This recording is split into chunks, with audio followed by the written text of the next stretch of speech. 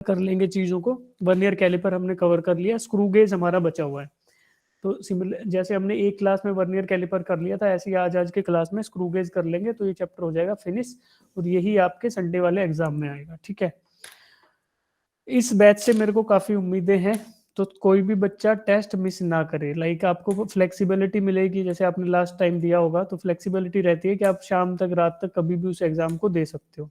तो जैसे जिसको समय मिले वैसे वो एग्ज़ाम दे। ठीक है बेटा, ओके जी।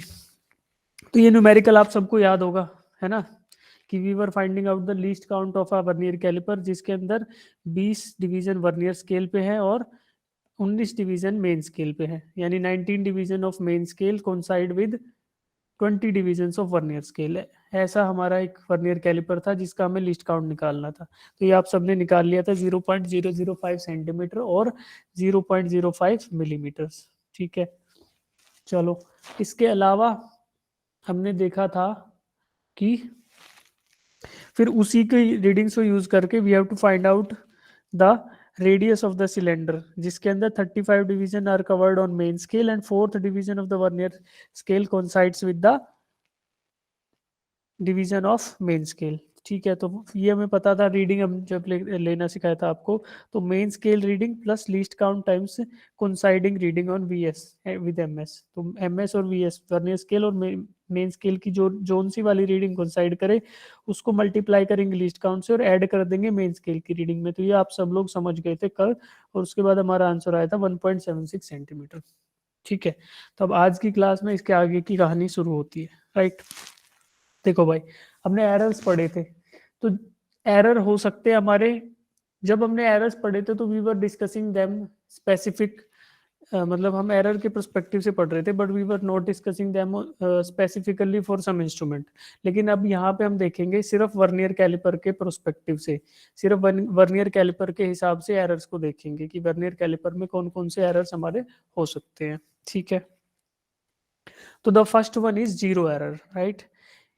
अब डेफिनेशन के से देखें तो ये आता है, if the zero of the vernier scale do not coincide with zero of the main scale then the instrument is said to have zero error. ठीक है, कब होगा ऐसा, जब हमारा वर्नियर कैलिपर बिल्कुल जीरो पे, यानी उसके क्लॉज को बिल्कुल टच करा दिया जाए। वर्नियर कैलिपर देखा था ना, ये देखो, ये वाले क्लॉज टच हो जाए एकदम, यहाँ पे देखो, ये जब ये टच कर गए, इन ये टच करने के बाद अगर हमारे ये जीरोस, ये वाला जीरो और ये वाला जीरो अगर कोइंसाइड नहीं करते, देखो यहाँ पे करेंगे ये कोइंसाइड, अब किया इन्होंने कोइंसाइड, ठीक है, अगर ये कोइंसाइड नहीं करते तो उस केस के अंदर क्या होगा, there will be some zero error. देखो, अब इन्होंने कोइंसाइड किया, तो जीरो और zero, zero of vernier calliper और zero of main scale, if they don't coincide, कब, तब ये क्लॉज एकदम टच्ड कंडीशन में हो, there is no gap between the क्लॉज, there is no gap between the jaws, है ना। तो उस केस में there will be some error, और उसको बोलेंगे जीरो एरर, यानी कि जीरो कोइंसाइड नहीं कर रहा तो जीरो एरर है। तो उसी का एग्जांपल यहाँ पे देखो आप, ये वाला यहाँ पे है और इसके थोड़ा राइट साइड में वर्नियर स्केल का जीरो है, तो ये गैप है। बट अगर ये सही रहा होता तो ये बिल्कुल स्ट्रेट लाइन में आते लाइक दिस। तो इस टाइप के एरर को बोलेंगे जीरो एरर। इसके रीजन कुछ भी हो सकते हैं, क्या क्या रीजन हो सकते हैं, कोई मुझे बताएगा, अनम्यूट करके बताओ बेटा, बताओ। सर, इंस्ट्रूमेंट में ये हो सकता है कि ऐसा हो। हाँ, इंस्ट्रूमेंट में कुछ ना कुछ गड़बड़ी है तभी ये एरर आएंगे, इंस्ट्रूमेंट में कोई ना कोई डिफेक्ट है तभी ये एरर आएंगे। बट क्या डिफेक्ट हो सकता है जो जीरो एरर को अराइज कर सकता है?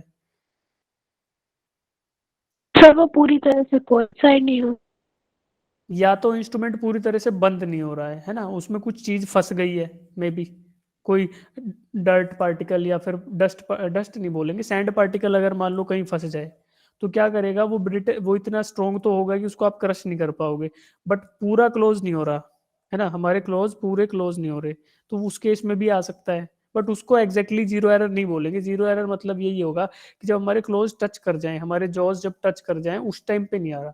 तो अगर हमारा इंस्ट्रूमेंट बार बार मेजरमेंट लेने की वजह से अगर उसके जॉज घिस गए हैं, है ना, तो जॉज घिसने की वजह से क्या होगा कि ये जीरो दोनों कोइंसाइड नहीं करेंगे, वो हमारा ज़्यादा बंद होएगा, जो हमारा इंस्ट्रूमेंट है वो थोड़ा जीरो से ज़्यादा क्लोज हो जाएगा, बिकॉज हमारे क्लोज जो मैन्युफैक्चरिंग के टाइम पे जो हमारे जॉज थे वो मैन्युफैक्चर किए गए थे, उसके बाद वहाँ पे थोड़ा वियर आउट हो गया है, थोड़ा घिस गया है। देखो अगर ये वाला जो है ये थोड़ा घिस जाए ऐसे, जितना ही रेड मैंने शेड किया ये वाला पार्ट अगर घिस के निकल गया हो उसका, तो फिर टच करेंगे तो ये जीरो से आगे नहीं आ जाएगा, ये वाला जीरो यस सर। पूरा बंद होते टाइम, है ना। सर। तो इसी तरीके के रीजन हो सकते हैं, यहाँ पे थोड़ा आगे निकल गया तो कोइंसाइड नहीं कर रहा, but for some other reason also ये थोड़ा इधर भी रह सकता है, पॉजिटिव साइड में भी। तो अगर ऐसी कोई एरर आ रही है तो उसको बोलेंगे जीरो एरर। ठीक है, चलो बस इतना ही देखना है, समझ आ गया कि जीरो कोइंसाइड नहीं कर रहे तो जीरो एरर है। ठीक है जी। अब करेक्ट रीडिंग क्या होगी, अगर रीडिंग को जीरो एरर के बाद करेक्ट करना है तो जो हमारी मेजर्ड रीडिंग है प्लस माइनस उसमें जीरो एरर कर दो, या तो ऐड करने से सही हो जाएगी या सब्ट्रैक्ट करने से सही हो जाएगी। तो फिर जीरो एरर को ऐसे करेक्ट किया जा सकता है, जैसे मैंने टूटे हुए स्केल से मेजरमेंट बताया था कि अगर 2 सेंटीमीटर की जगह पे स्केल टूट गया है और अगर वो, यानी उसमें जीरो एरर कितना हुआ, 2 सेंटीमीटर, 2 सेंटीमीटर वाले पार्ट अगर निकल गया है टूट के, तो जीरो इज कोइंसाइडिंग विद 2, तो मतलब 2 centimetre was the zero error. अब ऐसे स्केल से अगर रीडिंग 12 सेंटीमीटर आ रही है, इसका मतलब एक्चुअल रीडिंग क्या है, 10 सेंटीमीटर है ना, 12 minus zero error, that is 10 centimetre. तो सेम ही यहाँ पे यूज होगा कंसेप्ट, कि जितनी हमारी जीरो एरर है उसको ऐड या सब्ट्रैक्ट करने से हमारी करेक्ट रीडिंग मिल सकती है। ठीक, चलो अब जीरो एरर के दो टाइप होंगे, एक तो पॉजिटिव जीरो एरर और दूसरा negative zero error. Positive zero error में क्या होगा, when zero of the vernier scale is on the right of the zero of the main scale. देखो ये वर्नियर वाला थोड़ा राइट में है, किससे, मेन वाले से, तो अगर ऐसा है तो that is positive zero error, यानी कि पॉजिटिव साइड में है, तो positive zero error. Positive zero error किसके बराबर होगा, least count into coinciding division of vernier scale. Coinciding division of vernier scale को लीस्ट काउंट से मल्टीप्लाई कर दें तो हमारा क्या आएगा, पॉजिटिव जीरो एरर। ये वाली बात कौन मेरे को समझा सकता है, ये क्या लिख दिया इसने, पॉजिटिव जीरो एरर का जो मैग्नीट्यूड है that will B least count times coinciding division of vernier scale, बताओ।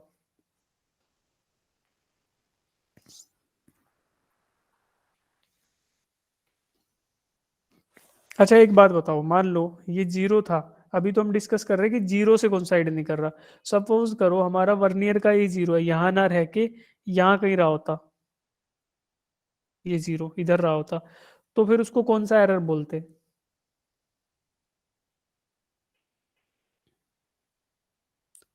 तो उसको बोलते भयंकर एरर, है ना, कि ये तो बहुत ज्यादा ही एरर है। बट हाँ जीरो अगर मिसमैच हो रहा है तो नाम उसका जीरो एरर ही रहेगा बेटा, बट स्पेसिफिकली इसलिए डिस्कस नहीं कर रहे कि इतने ज्यादा, अगर हमारा एरर मिलीमीटर लेवल पे आ गया तो फिर वर्नियर कैलिपर यूज करने का कोई मकसद नहीं बचा, वर्नियर कैलिपर का सिग्निफिकेंस ही खत्म हो गया। क्यों, क्योंकि आपने 1 mm, 2 mm, 3 mm, 3 mm का अगर जीरो एरर है दैट मीन्स कि वर्नियर कैलिपर का लिस्ट काउंट 0.1 mm होता है। 30 times least count errors these are not permissible, better we will reject the instrument itself, कि उस इंस्ट्रूमेंट को ही रिजेक्ट कर देंगे कि भैया इसको हटाओ, we need some other instrument. ठीक, तो ऐसा इसलिए नहीं है, एक्सट्रीम केसेस इसलिए नहीं है। ठीक है, फिर क्या ये जो ये हमने positive zero error error calculate किया, क्या ये रीडिंग नहीं है, सिंपल रीडिंग भी तो यही थी कि भैया मेन स्केल पे रीडिंग प्लस में least count into coinciding division of vernier scale,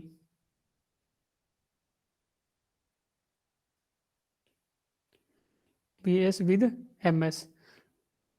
main scale से वीएस का जो कोइंसाइड करेगा उसको लीस्ट काउंट से मल्टीप्लाई करो प्लस मेन स्केल रीडिंग लिखो, ये क्या थी हमारी टोटल रीडिंग, यही तो फॉर्मूला था। अब मेन स्केल पे अगर डेविएट करता है तो वो एमएम में डेविएशन हो जाएगा, मिलीमीटर में, और इतने ज्यादा एरर्स अलाउड नहीं है, तो हम क्या करते हैं कि इस वाले को हटा ही देते हैं। बट है ये कि कुछ नहीं है, this is the reading itself, कि जो भी रीडिंग है आप रीडिंग पढ़ लो, ये रीडिंग क्या है, बस वही उसका पॉजिटिव जीरो एरर है। ठीक है, सपोज करो अब देखो जो डिस्प्ले पे बना हुआ है इसके बारे में मुझे बताओ कि यहाँ पे पॉजिटिव जीरो एरर कितना है, ये रीडिंग लेके बताओ कितनी रीडिंग आ रही है, ये वर्नियर स्केल क्या रीडिंग दे रहा है, वर्नियर कैलिपर।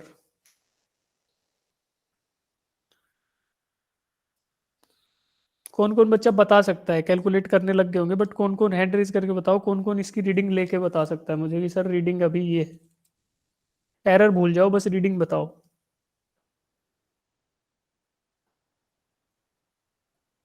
अरे भूल गए सब लोग यार। सुनो, देखो, मेन स्केल पे एक डिवीजन कितने के बराबर था? कल कल हम डिस्कस कर रहे थे, 1 mm के बराबर था ना? Yes sir. अरे ऐसा तो नहीं है वर्नियर कैलिपर पढ़ाया ही ना हो अब तक? पढ़ाया था ना? यस सर, पढ़ाया है। कल वाली क्लास को इतने जल्दी मत भूलो भाई। देखो, ऊपर वाला मेन स्केल है ना? मेन स्केल पे एक division, one division on main scale was 1 mm। और वर्नियर कैलिपर के 10 डिवीजन कोइंसाइड कर रहे थे, वर्नियर स्केल के 10 डिवीजन कोइंसाइड कर रहे थे 9 डिवीजन ऑफ मेन स्केल से। ठीक है, तो देखो बेटा, अब हम रीडिंग कैसे ले रहे थे? वी वांटेड टू काउंट जो एग्जैक्टली कोइंसाइड करे, तो इसमें ये वाला कर रहा है ना, ये देखो, मेन स्केल और वर्नियर स्केल से। तो वर्नियर स्केल पे कौन से वाला है? फर्स्ट और सेकंड, सेकंड डिवीजन है। दूसरे वाला जो उसका डिवीजन है वर्नियर स्केल वाला, वो कोइंसाइड कर रहा है मेन स्केल से। तो अब इसकी रीडिंग अगर लिखने लगे तो लीस्ट काउंट ऐसे वाले, ये जनरल वर्नियर कैलिपर है जिसमें 10 10 10 वर्नियर स्केल डिविजन्स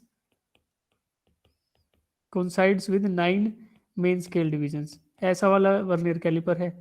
इसका लीस्ट काउंट क्या होता था? 0.1 mm, ये हमने कल पढ़ा था। ठीक, अब देखो, ऐसे केस में अगर हमें पॉजिटिव जीरो एरर निकालना हो तो क्या करेंगे? लीस्ट काउंट 0.01 मल्टीप्लाइड बाय क्या करेंगे बेटा? कंसाइडिक डिवीजन ऑफ वर्नियर स्केल। तो सेकंड वाला कौन साइड कर रहा है? 2, तो इंटू 2 कर देंगे, यही हमारी क्या आएगी रीडिंग, यानी कि 0.02 mm। ये क्या है? ये हमारा पॉजिटिव जीरो एरर है। 0.02 mm क्या है? Positive zero error. ठीक, यही तो रीडिंग है इसकी भाई, यही तो रीडिंग है, क्योंकि जीरो है इससे पहले। अगर हम एक्चुअल रीडिंग वाला जो प्रोसेस था जो कल सीखा था उसके हिसाब से तो यही था ना, कि मेन स्केल पे रीडिंग 0 mm है, plus least count times number of coinciding division. तो लीस्ट काउंट टाइम्स दिस, तो लीस्ट काउंट 0.01 mm, 0.01, और इसको मल्टीप्लाई किया इससे, है ना? 0.01 नहीं आएगा भाई, ये क्या कर दिया मैंने, 0.1 आएगा। हाँ, 0.1 इज द लीस्ट काउंट। तो ये आ गया 0.2 mm का पॉजिटिव एरर है इसमें, पॉजिटिव जीरो एरर। ठीक है, सिमिलरली नेगेटिव जीरो एरर देखेंगे, when zero of the vernier scale is on the right of the zero of the main scale. ये गलत भाई, सेम बात लिख दी क्या यार? या लेफ्ट में आएगा यार, ये भी करेक्ट करना पड़ेगा, ये left. when zero of the vernier scale is on the right of the zero of the main scale, कि वर्नियर स्केल का, फिर से गलत बता दिया मैंने, when zero of the vernier scale, जो जीरो वर्नियर स्केल का है, when it is on the left of the zero of main scale, तो मेन स्केल वाला अगर राइट में है और वर्नियर स्केल वाला लेफ्ट में है, तो ऐसे केस में जो एरर आएगा that is negative zero error. मतलब हमारे जो क्लॉज थे, हमारे जो जॉज थे, वो डिजायर्ड पोजीशन से थोड़ा ज्यादा बंद हो गए हैं, यानी जितना उनको बंद होना चाहिए था उससे ज्यादा बंद। अब यहाँ पे घिसे हुए क्लोज वाला, that can be the reason here, कि अगर हमारे जो जॉज हैं बाय रिपीटेड मेजरमेंट, ये अगर घिस गए हैं, तो क्लोज होने के बाद वो क्या करेंगे? ऐसा एरर देंगे। ठीक है, रीडिंग सेम रहेगी, पॉजिटिव जीरो एरर या negative zero error, list count into this. तो इसको काउंट कर लो, यहाँ पे वैल्यू आएगी, वो हमारा रीडिंग आ जाएगी। चलो, अब बात स्टार्ट करते हैं स्क्रू गेज की। जैसे हमने पढ़ा वर्नियर कैलिपर के बारे में, अब पढ़ेंगे स्क्रू गेज के बारे में। बताओ बेटा, स्क्रू गेज किस किस बच्चे ने देखा है, और कोई मुझे बता सकता है ये क्या है, क्या लीस्ट काउंट है? थोड़ा उसका इंट्रोडक्शन हैंड रेज करो, ऐसे बच्चे जिन्होंने देखा है। मैं रेंडमली पूछ लूंगा, फिर पूछेंगे। बताओ। अरे सो गए क्या सब? मैं कैमरा ले आऊंगा दूसरा वाला, शक्ल देखनी है तो फिर कैमरा लेके आते हैं। Hello, Am I audible, guys? Yes, sir. Yes, sir. Yes, sir. सो मत यार, सो मत, तुम्हारा चेहरा तो मुझे दिखता ही नहीं है। अभी तुम्हें पता चला कि हवा में कैसे पढ़ाते हैं या हवा में कैसे पढ़ते हैं। तुम लोग तो डेली कैमरा बंद करके रहते हो।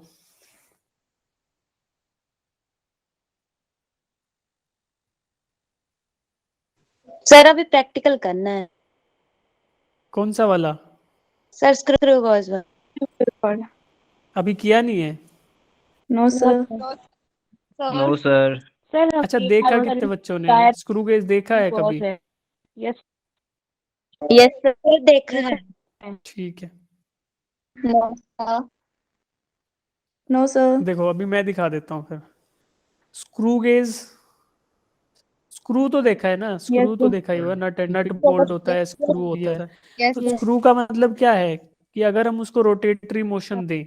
हाँ बोलो बेटा इक्षिता। इक्षिता, अच्छा रेज हो ऐसे, गया था। ठीक है ठीक है। तो देखो स्क्रू का मेन फंडा क्या है कि अगर हम उसको रोटेशन दें, यानी if we rotate the screw, तो उसको ट्रांसलेटरी इफेक्ट उसमें आएगा, यानी कि वो ट्रांसलेट करेगा, यानी कि यार क्या बोलूं, लीनियर मोशन आएगा उसके दूसरे वाले डायरेक्शन में। तो ऐसा मोशन आता है हमारा स्क्रू में। तो इसी कंसेप्ट को यूज करते हुए अगर हम कोई मेजरिंग इक्विपमेंट बना देते हैं, तो हमें एक नया इक्विपमेंट मिलता है जिसका नाम है स्क्रू गेज। स्क्रू की मदद से बनाया गया गेज। पहले क्या था, वर्नियर के द्वारा बनाया गया चिमटा या वर्नियर कैलिपर्स। कैलिपर चिमटे को बोलते हैं ना, रोटियां सेकने के लिए जो यूज होता है। Yes, sir. तो that is nothing but calipers. तो बड़े बड़े भयंकर नामों से डरना नहीं वाले बात। तो physics is all about everyday life, right?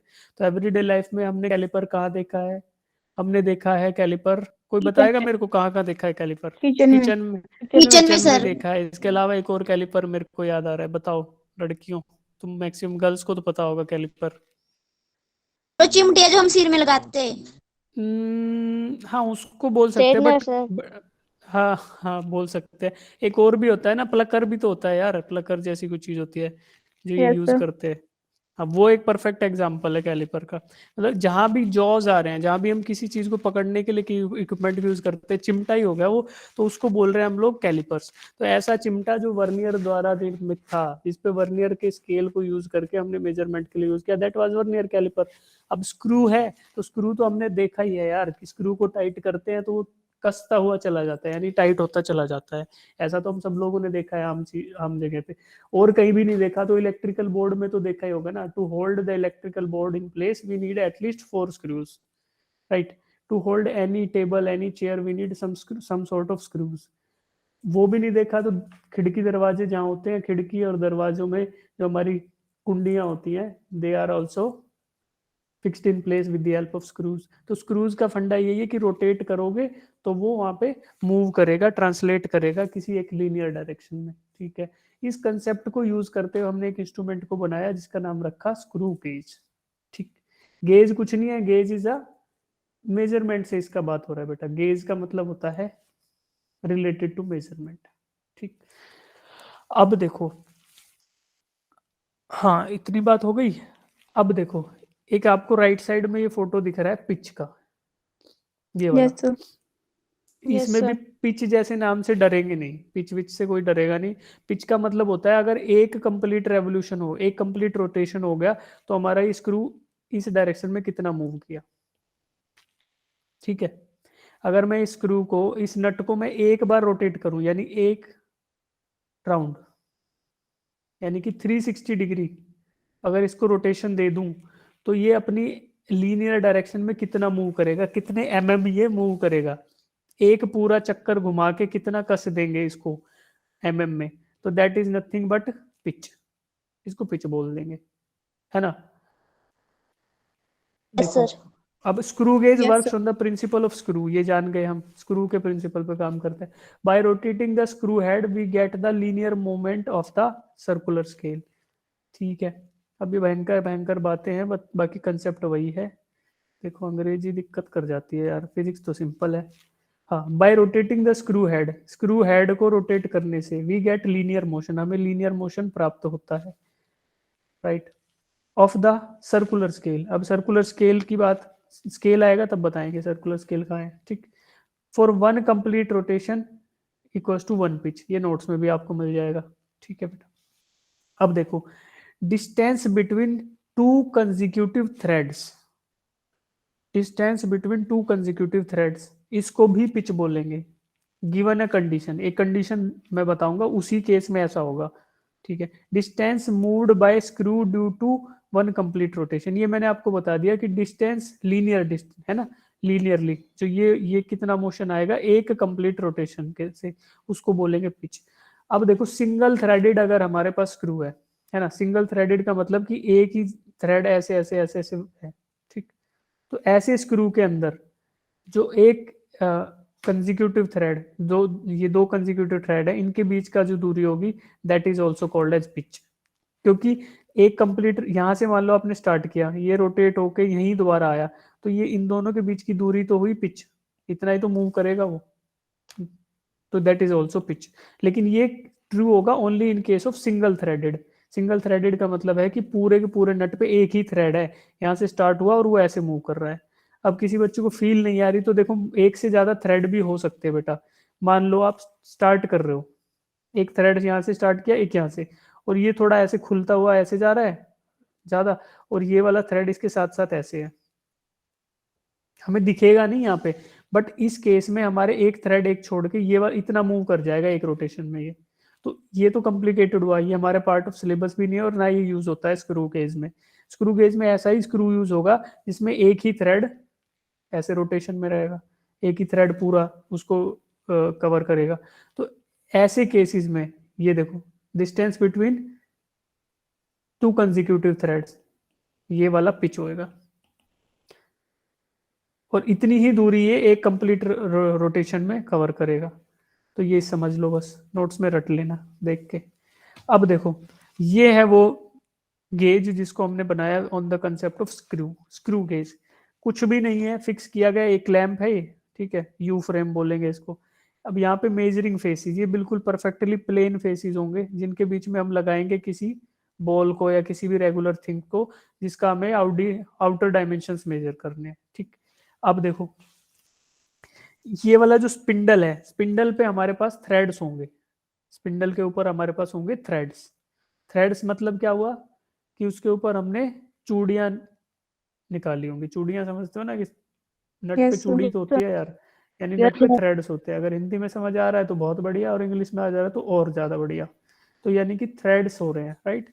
तो ये थ्रेड्स हमारे पास होंगे, और ये वाला जो है ये थिम्बल, थिम्बल को पकड़ के हम रोटेट करेंगे। यहाँ से रोटेशन जब प्रोवाइड करेंगे तो ये पूरा का पूरा जो इसके अंदर, ये बाहर तो स्केल है बेटा, शेल है ये, एक्चुअली सिलेंड्रिकल होलो शेल है जहाँ पे हमने रीडिंग्स बनाई हैं। इसके अंदर जो स्क्रू है वो मूव करेगा, वो रोटेट करेगा, और उसके रोटेशन से ये जो स्पिंडल है ये लीनियर मोशन करेगा, ऐसे कम या ज्यादा होगा। तो based upon the size of the object जो हमने इसमें फिट किया है, हमारी रीडिंग्स ये वाले स्केल पे, लीनियर स्केल पे और सर्कुलर स्केल पे आ जाएगी। एक तो मेन स्केल बोल दिया और प्लस सर्कुलर स्केल। जैसे हमारा वर्नियर कैलिपर में एक मेन स्केल था और एक वर्नियर स्केल था, ऐसे ही यहाँ पे मेन स्केल है और सर्कुलर स्केल है। बट ये वाला सिंपल कंसेप्ट है, इसमें वो वाला पंगा लगाना ही नहीं कि लिस्ट काउंट का क्या है। यहाँ बस सीधा लिखो और इसको भी ऐड कर दो, यहाँ एडिशन होगा सीधा, ये सीधा सीधा खेल है इसका। अब देखो, ये बात सबको समझ आई कि इसको रोटेट करेंगे तो ये ऐसे ऐसे स्पिंडल लेफ्ट राइट डायरेक्शन में मूव करेगा based upon the size of the object that is placed between the measuring faces. जो मेजरिंग फेसिस है, ये बात समझ आई सबको? Yes, sir. Yes, sir. ठीक है।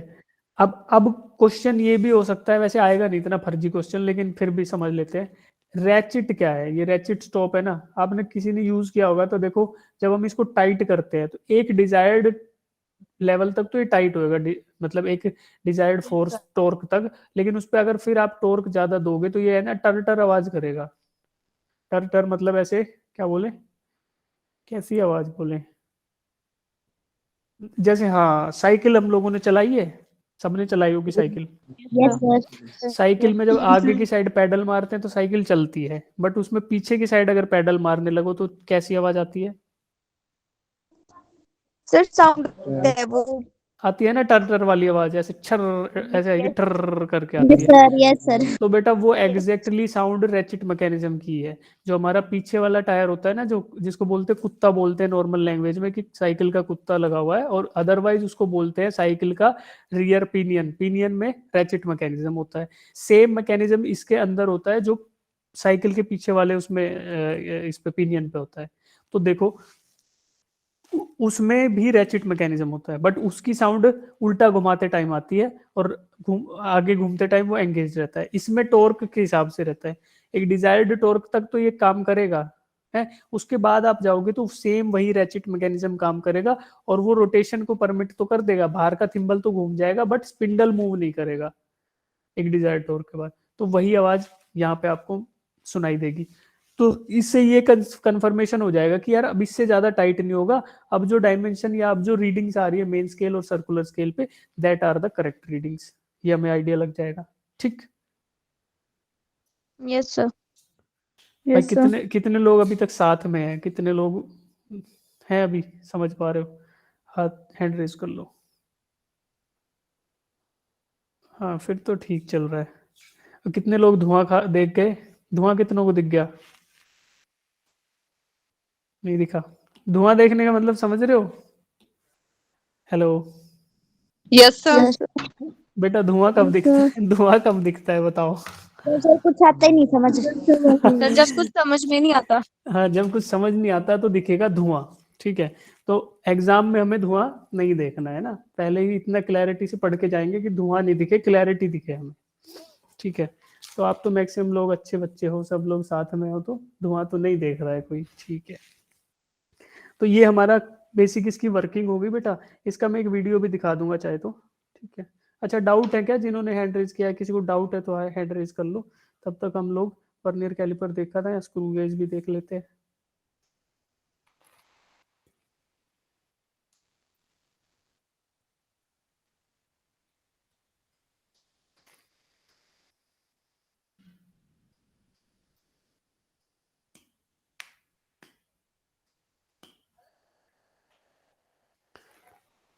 देखो ये हमारे पास, ये अंदर क्या है, इन्होंने क्या, अरे यार मैडम आप ये मत पढ़ाओ हमें, रुको यार।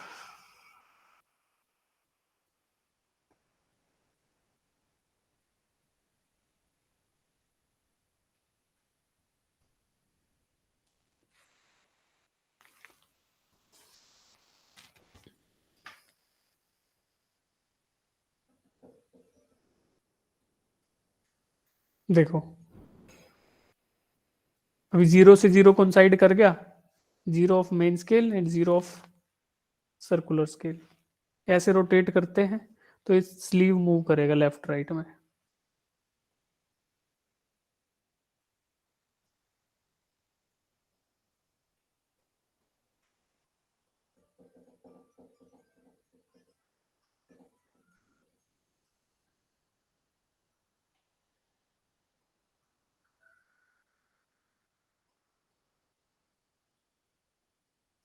अब ये मेजरमेंट कर रहे हैं, ठीक है बेटा, outer diameter of copper wire. ठीक है, तो कॉपर वायर को हमने प्लेस किया इन बिटवीन मेजरिंग फेसिस, और फिर with the help of ratchet mechanism हमने टाइट कर दिया, तो मेजरमेंट जो आया रीडिंग वो हमने देख ली। ठीक है, तो यही कंसेप्ट है कि कैसे मूव करता है वो। रैचेट को पकड़ के घुमाएंगे, जितना उसको डिजायर टॉर्क होगा वहां तक ये स्पिंडल इधर आएगा, और उसके बाद ये आवाज करके बंद हो जाएगा, घूमेगा नहीं। ठीक है, चलो अब देखो यहाँ पे दो स्केल होते हैं, एक तो है मेन स्केल और एक है सर्कुलर स्केल। ठीक है, first one is main scale. Main scale क्या है? जो लीनियरली अंदर वाले शेल पे बना हुआ है। ठीक है, और दूसरा है सर्कुलर स्केल। अब फंडा ये है कि जो अंदर वाला स्केल है, जो लीस्ट काउंट उसका है 1 mm, और जो बाहर वाला स्केल है circular scale, that has 50 divisions.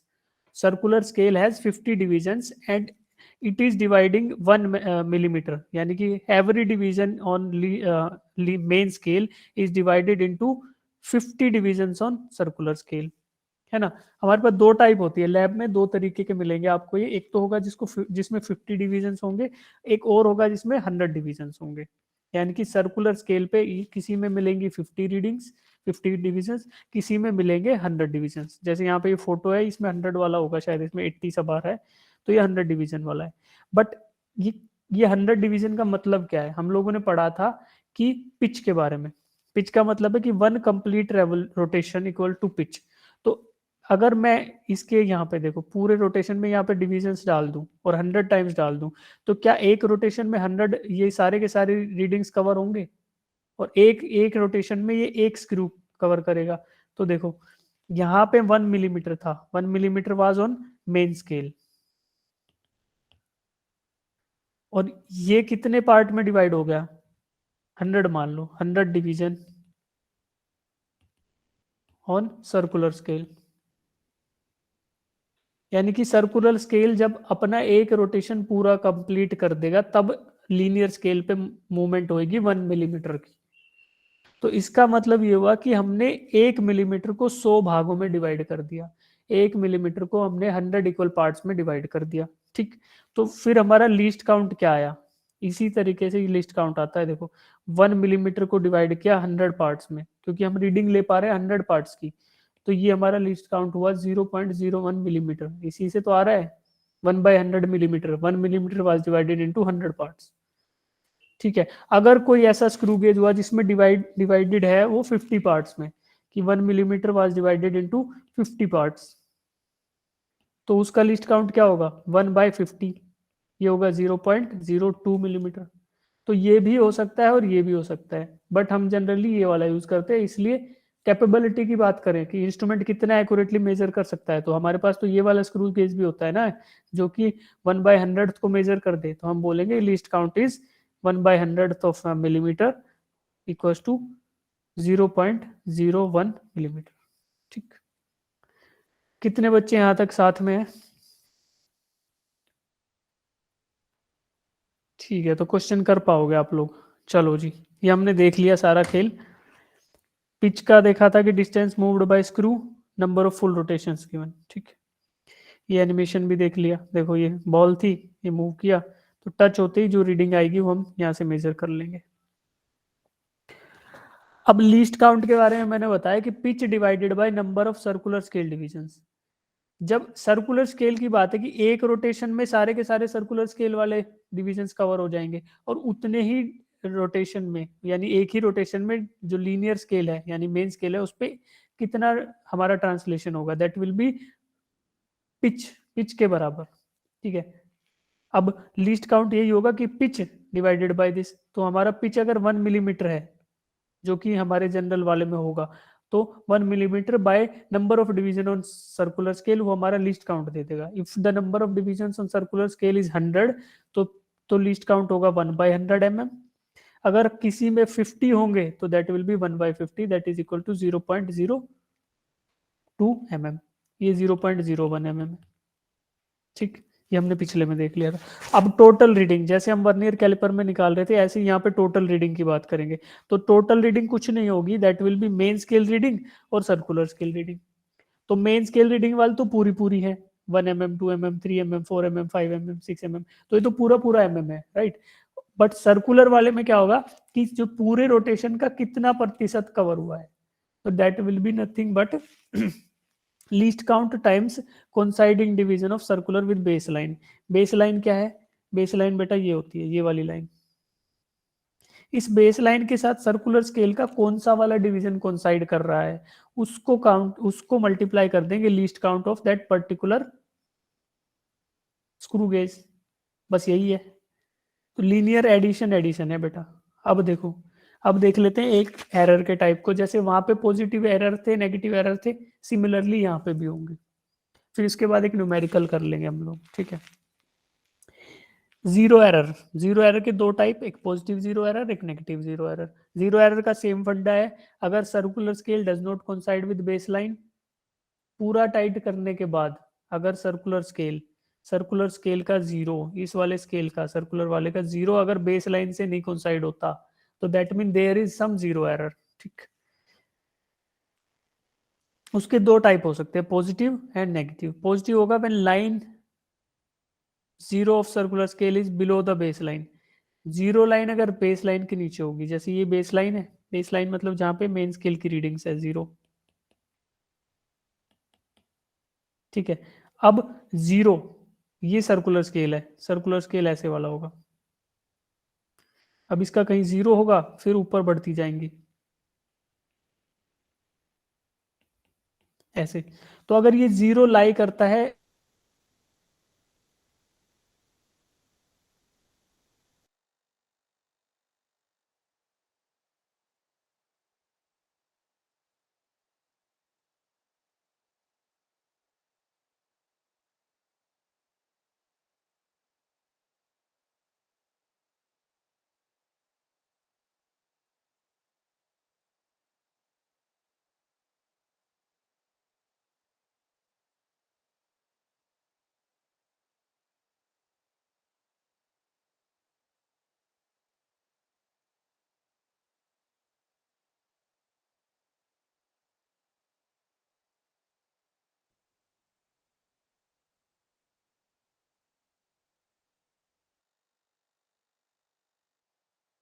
Hello sir. बाकियों को सर आपकी आवाज नहीं आ रही।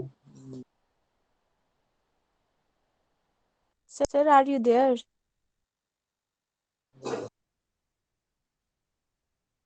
आई थिंक सर रिजॉइन कर रहे हैं। नेटवर्क इशू होगा। मेरा तो नींद का इशू है, मुझे नींद आ रही है, क्या करूं। सो जाओ। Okay, good night. Good night सभी को, सो जाओ। अरे इतना इंटरेस्टिंग टॉपिक चला है, तुम सो रहे हो? सर कहाँ गए? सर चला गए। कोई टीचर बन जाओ, वही पढ़ा दो। मैं हूँ आपका टीचर। जिंदा मैं हो? बन जाता हूँ टीचर। चलो तब सर पढ़ाओ। हाँ जी, नोटबुक देना मुझे।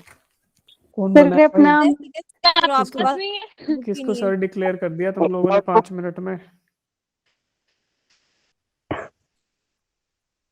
कौन पढ़ा रहा है भाई? मैं भी स्टूडेंट बन जाता हूँ।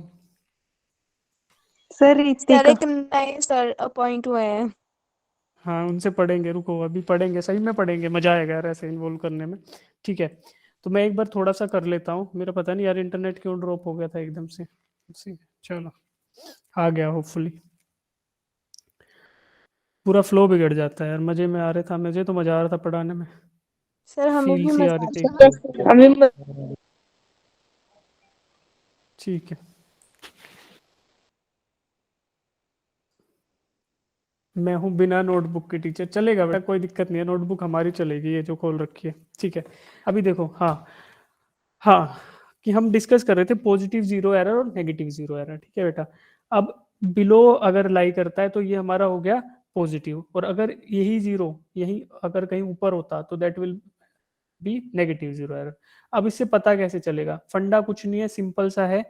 हम लोग एंटी क्लॉकवाइज, यानी हम सॉरी एंटी क्लॉकवाइज, हम लोग क्लॉकवाइज रोटेट कर रहे हैं। यहाँ कहीं रैचेट मैकेनिज्म लगा हुआ है, इसको क्लॉकवाइज रोटेशन दे रहे हैं। इसका मतलब जब हम टाइट कर रहे हैं तो ये जीरो नीचे से ऊपर की साइड जाएगा, है ना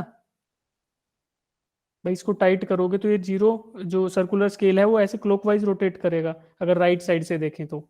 इधर से अगर हम देखें आंख आंख से अपनी से, अरे यार आंख इतनी बुरी क्यों बना दी मैंने? ये आंख बनाई है, देखो थोड़ा टॉलरेट कर लो, यही आंख बन रही है अभी। तो इधर से देखा तो रोटेशन हो गया क्लॉकवाइज। क्लॉकवाइज रोटेशन के अंदर हम देखेंगे कि टाइट कर रहे हैं क्लॉकवाइज तो स्पिंडल इधर मूव करेगा, तो उस केस में जीरो जो स्केल है वो ऐसे जाएगा ऊपर की साइड। तो अब देखो, अगर हमारे पास पॉजिटिव, जैसे वर्नियर कैलिपर में था पॉजिटिव, कि जीरो से इधर लाई कर रहा था तो पॉजिटिव था, तो सिमिलरली वो भी इधर ही लाई करेगा, जो सर्कुलर स्केल का स्पिंडल है वो यहां तक आएगा, और जीरो सर्कुलर स्केल पे जीरो थोड़ा नीचे रह जाएगा, यानी कि अभी थोड़ी गुंजाइश है और टाइट करने की। तो ऐसा केस है तो that is positive zero error. अगर हम टाइट, ये वाला जो स्पिंडल था ये जीरो को क्रॉस करके लेफ्ट में आ गया, इधर आ गया कहीं पूरा जो बैरल था। तो इसका मतलब ये हमने जीरो थोड़ा और ज्यादा टाइट कर दिया, यानी जीरो ऊपर चला गया, यानी कि टाइट थोड़ा ज्यादा हो गया हमारा स्क्रू गेज। तो that case will be negative zero error. उस केस को हम नेगेटिव जीरो एरर बोलेंगे कि यानी हमारे जो मेजरिंग फेसिस थे अगर वो घिस गए हैं या फिर वो थोड़े इम्प्रॉपरली कैलिब्रेटेड है, तो क्या होगा कि जीरो है वो सेंटर लाइन को क्रॉस करके और ऊपर चला जाएगा, यानी कि हमने थोड़ा उसको ज्यादा टाइट कर दिया है। तो in that case negative zero error होगा। अगर याद रखना है तो पॉजिटिव में मतलब नीचे, वैसे वैसे ये कंसेप्ट कहीं नहीं आएगा, इतना फर्जी क्वेश्चन कोई नहीं पूछता है। अगर पूछे तो छोड़ देना, वैसे आएगा ही नहीं, मैं गारंटी देता हूँ इसकी बात। अब चित्र देख लेते हैं क्या होगा। चित्र है पहला जीरो एरर का, यानी कि अगर जीरो कोइंसाइड नहीं कर रहा सेंटर लाइन से तो हमारा हो गया जीरो एरर। ठीक, अब ये वाले में तो एरर है नहीं भाई, ये तो करेक्ट मेजरमेंट है क्योंकि जीरो कोइंसाइडिंग विद सेंटर, तो ये होगा करेक्ट। सही होगा तो ऐसा होगा, बट अगर पॉजिटिव या नेगेटिव साइड जा रहा है, लाइक यहाँ पे नीचे है तो this means positive zero error. अब ये जीरो देखो सेंटर लाइन वाले से ऊपर चला गया, this means negative zero error.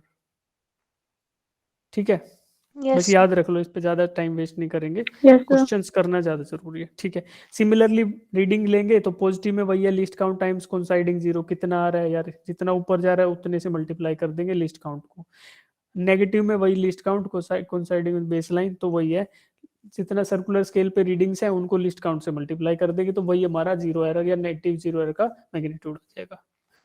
चलो अब ये क्वेश्चन करोगे सब समझ आ जाएगा, करो एक बार अटेम्प्ट, फिर हम लोग सोल्व करेंगे साथ में, फिर रितिका से पढ़ेंगे। बस ये लास्ट क्वेश्चन है, ये कर लेते हैं।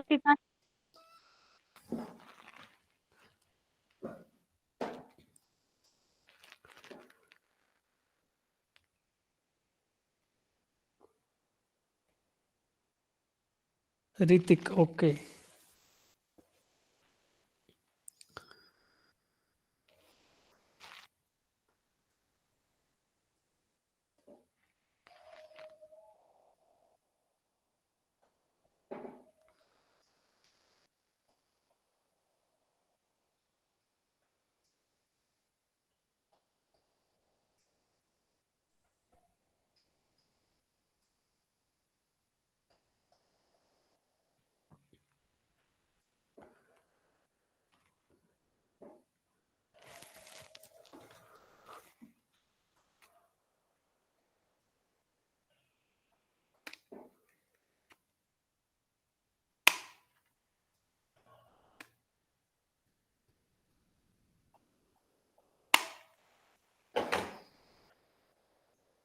इंग्लिश से नहीं डरेंगे, अंग्रेजी से कोई बच्चा नहीं डरेगा, सेम ही है क्वेश्चन। कुछ स्क्रू गेज का कंसेप्ट समझ आया तो क्या ही पूछेगा, हमें पता है स्क्रू रोटेट करने से लीनियर मोशन देता है बस, और पिच क्या होगी कि एक रोटेशन में कितना मूव कर रहा है, बस ये पता होगा तो सब कर लोगे।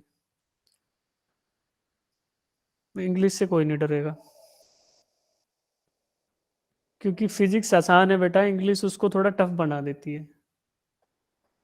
तो हम फिर सिर्फ फिजिक्स को फिजिक्स के नज़रिए से देखेंगे, इंग्लिश में चाहे कुछ भी यूज़ हो रहा हो, जैसे यहाँ डायमेंशन यूज़ कर रखा है, कोई टेंशन नहीं है। 500 डायमेंशन मतलब 500 डिविजन्स।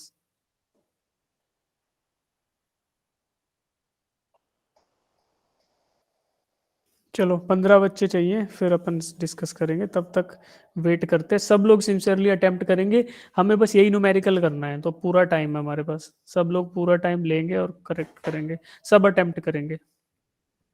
गलती करेंगे सब, जिससे सही नहीं हो रहा वो गलती करेंगे, फिर अपन लोग सही समझेंगे तो फिर याद रह जाएगा। देखो 5 बच्चों ने इसका आंसर निकाल भी लिया है।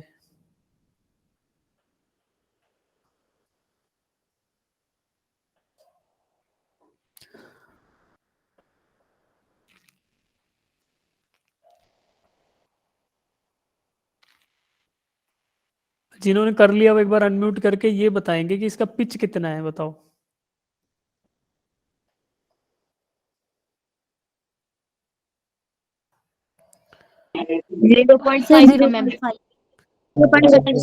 बस बस अब देखो जो कर रहे हैं वो यहाँ से थोड़ा हिंट ले लो कि 1 mm मूव कर रहा है 2 रोटेशन में, तो 1 रोटेशन में कितना मूव करेगा 0.5 mm।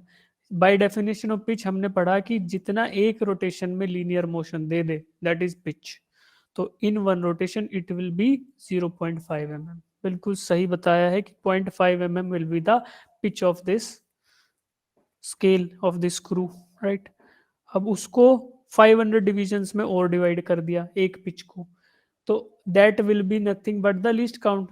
तो क्या करने का है अपने को, least count divided by number of divisions on, यानी कि pitch divided by number of divisions on circular scale, that is the least count. Pitch तो सबने बता ही दिया, एंड लीस्ट काउंट का हमें option A B C D से select करने का है। तो करो भाई हैंड रेज जिन जिनको समझ आया, जो जो कर रहे हैं। जिन बच्चों ने पहले सोल्व कर लिया था वो सोच रहे हैं बस सर अब हम और नहीं रुक सकते, let's bombard the chat box. सही।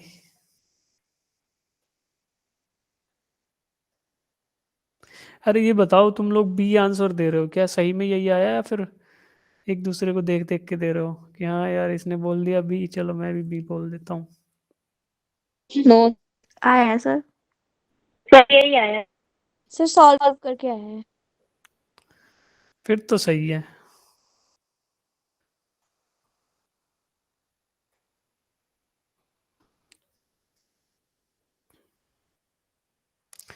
बहुत लोगों ने आंसर दिया है, इसको समझेंगे फिर पढ़ेंगे हमारे नए टीचर से। चलो नए टीचर इस बीच में छोड़ के ना चले जाए मीटिंग को, वो थोड़ा ट्रेजेडी हो सकती है, अदरवाइज तो पढ़ के ही रहेंगे हम आज। ठीक है बेटा, तो बाय द डेफिनेशन, देखो डेफिनेशन छोड़ो, किस बच्चे को फील हो रहा है कि स्क्रू गेज क्या है, मेरे को कोई मतलब नहीं है लीस्ट काउंट क्या होता है, डेफिनेशन क्या है, फॉर्मूला क्या। कौन कौन बच्चे ऐसे हैं जो ये फील कर पा रहे हैं स्क्रू गेज ऐसे हो रहा है यूज, और इसके अंदर ऐसे ऐसे कुछ कैलकुलेशन होगी, मैं कर दूंगा। वही बच्चे हैंड रेज रखेंगे, बाकी सब ये है कि सर फॉर्मूले के हेल्प से मैं कर लूंगा, या कुछ रहेंगे कि सर सिर्फ मैं फिजिक्स के दम पे कर लूंगा। फिजिक्स का दम यही हुआ ना कि I know the logic of screw gauge, बस उतना ही काफी है मेरे लिए। हाँ अब देखो ये बच्चे, ये मजे वाली बात है, इतने जिनको फील हो रहा है ना कि स्क्रू गेज क्या है, वो तो मजे वाली बात है। उसमें फिर ना फॉर्मूले की जरूरत है ना पिच का, कुछ नहीं जरूरत है यार, सीधा है स्क्रू देखा है मैंने, अगर स्क्रू को मैं मेजर करने के लिए यूज करूंगा तो बस आ गया मजा। ठीक, देखो अगर दो रोटेशन दिए गए 1 और 2, इन दो रोटेशंस के अंदर कितना मोशन हो रहा है 1 mm, दिस इज 1 mm। अब देखो पिच क्या थी, दो थ्रेड्स के बीच में, यानी अगर एक तो ये और फिर दोबारा इन दो के बीच में, यानी 2 times pitch equal to 1 mm। तो पिच की वैल्यू क्या हुई 1 डिवाइडेड बाई 2, क्योंकि एक रोटेशन में जितना मूव किया दैट इज पिच, दो रोटेशन में 1 mm किया तो एक रोटेशन में 1/2 mm, तो पिच इक्वल्स टू 0.5 mm। यहां तक सब पहुंच गए होंगे। अब एक रोटेशन मतलब कि सारे के सारे डिवीजन, सर्कुलर स्केल के सारे डिवीजन जब एक बार मूव कर जाएंगे, कहां से, सेंटर लाइन से पास हो जाएंगे, तब एक पिच के बराबर मोशन होगा। तो इसीलिए फॉर्मूला आता है कि pitch divided by number of divisions on circular scale, ये किसके बराबर होगा, लीस्ट काउंट के बराबर।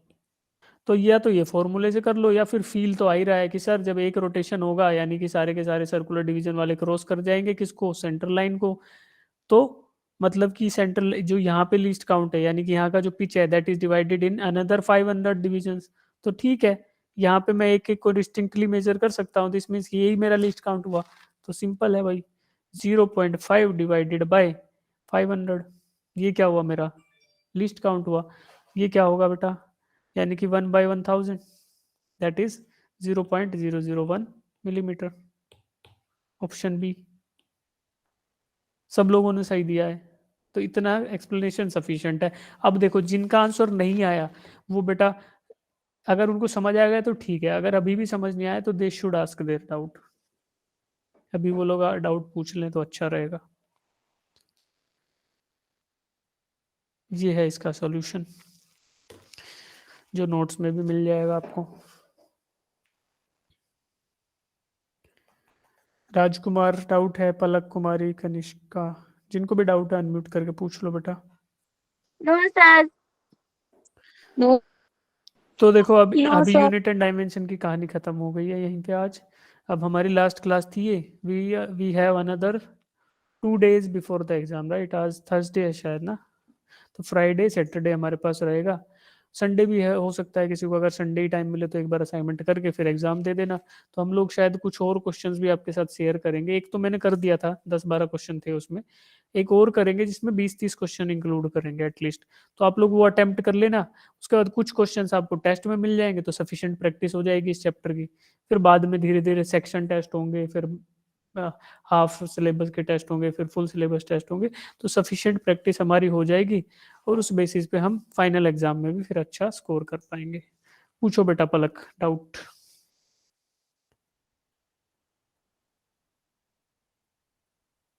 बेटा ये पीडीएफ मैंने भेज तो दिया यार, ये भेज दिया मैंने पूरा, जो यूनिट डायमेंशन वाला था उसमें पूरा कवर्ड है सारा यहाँ तक। जो लास्ट पीडीएफ शेयर किया है ना व्हाट्सएप में, वो ये उसमें सब है। ये दिखाऊं क्या? चलो दिखाई देता हूँ मैं एक बार, ताकि आपको आइडिया लग जाए कि हाँ यार ये हुआ है। अदरवाइज हाँ, नए टीचर कहाँ गए भाई? हमारे नए टीचर थे क्लास में।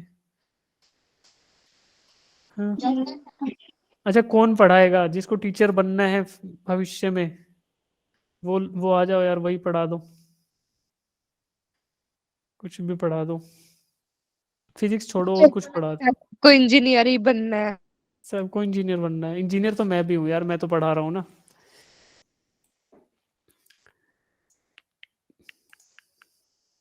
सर कैमरा ऑन कर दो, वरना हमें लग रहा है कि कोई हवा में ही पढ़ा रहे हैं। कैमरा बेटा थोड़ा दिक्कत कर रहा है आज, इसलिए ऑन नहीं है। देखो व्हाट्सएप पे मैंने आपको शेयर किया है ग्रुप में, ये फर्स्ट ग्रुप है ना, ये रहा, ये हमारा ग्रुप है, ठीक है? ओके, अब देखो यहाँ पे कहाँ गया यार, ये शेयर किया क्लास नोट्स डाउनलोड, राइट? अब इसमें मैं देख रहा हूँ यूनिट्स एंड मेजरमेंट, कृपया नीचे दिए गए लिंक से फिजिक्स के नोट्स डाउनलोड करें। देखो मेरे को हिंदी टाइप करनी पड़ती है आप लोगों के लिए। अब इस पे जाएंगे, आप लोग क्लिक करेंगे, राइट?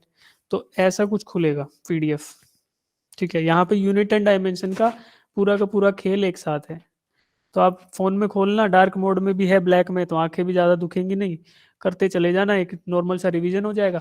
और कोशिश करना कि ये न्यूमेरिकल छोटे छोटे हैं बिल्कुल, बट इनको अटेम्प्ट कर लेना एक बार, 2-2 मिनट लेंगे जिस, तो है ना, आधे एक घंटे में सारे हो जाएंगे। एक ये एक्स्ट्रा न्यूमेरिकल है जो क्लास में डिस्कस नहीं हुआ था, इसको भी अटेम्प्ट कर लेना, सिंपल है, इसका सॉल्यूशन भी मैंने दे रखा है डायमेंशनल करेक्ट उसके लिए।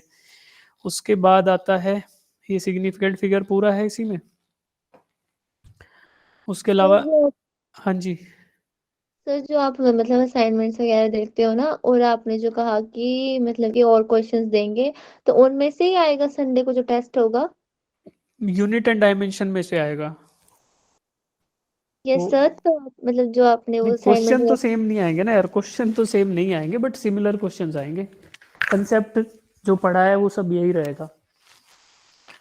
तो वही पूछ रही थी। हाँ तो बेटा यही रहेगा, क्या ही पूछेंगे यार, पूछ लेंगे एक्यूरेसी, पूछ लेंगे डायमेंशनल एनालिसिस, पूछ लेंगे।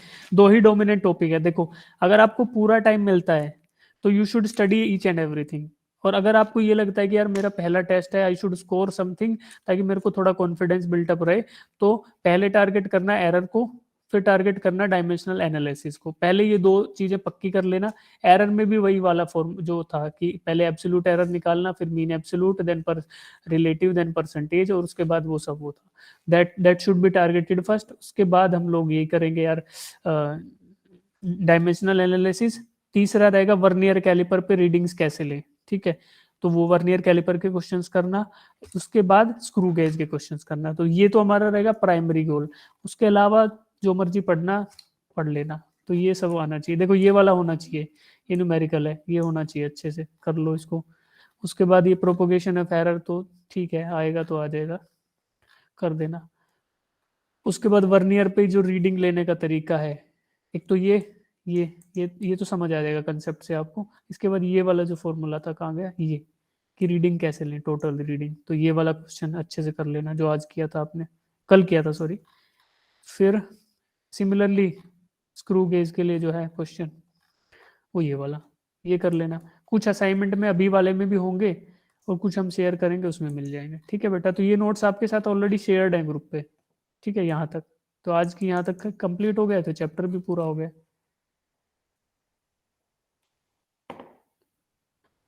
नोट्स ये सफिशिएंट लग रहे हैं, इसमें कुछ और डालें यार, आप बताओ। ठीक ही लग रहे हैं मुझे तो, बाकी अगर आपको कुछ रिक्वायर्ड लगे तो हम वो भी डाल सकते हैं, सर ठीक है ये। है ना। सर, ज्यादा ज्यादा लेंथी होगा तो फिर मन नहीं करेगा यार, उल्टियां मारने लगोगे यार, क्या ही पढ़े, इससे अच्छा बुक से पढ़ लेंगे।